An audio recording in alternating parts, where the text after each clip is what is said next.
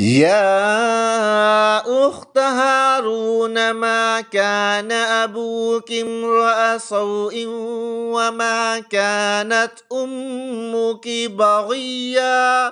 اے ہارون کی بہن، نہ تو تمہارا باپ کوئی برا آدمی تھا، نہ تمہاری ماں کوئی بدکار عورت تھی۔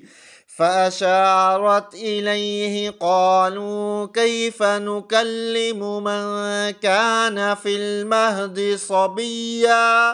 اس پر مریم نے اس بچے کی طرف اشارہ کیا۔ لوگوں نے کہا بھلا ہم اس سے کیسے بات کریں جو ابھی پالنے میں پڑا ہوا بچہ ہے۔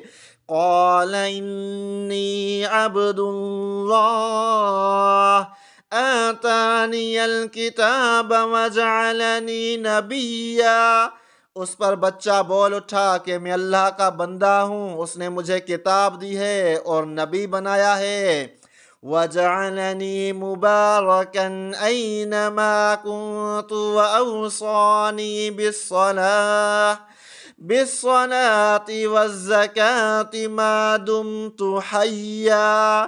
اور جہاں بھی میں رہوں مجھے بابرکت بنایا ہے، اور جب تک زندہ رہوں مجھے نماز اور زکوٰۃ کا حکم دیا ہے۔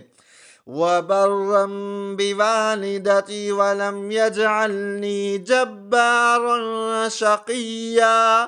اور مجھے اپنی والدہ کا فرمان بردار بنایا ہے اور مجھے سرکش اور سنگ دل نہیں بنایا۔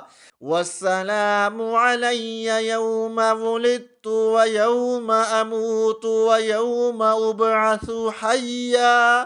اور اللہ کی طرف سے سلامتی ہے مجھ پر اس دن بھی جب میں پیدا ہوا، اور اس دن بھی جس دن میں مروں گا، اور اس دن بھی جب مجھے دوبارہ زندہ کر کے اٹھایا جائے گا۔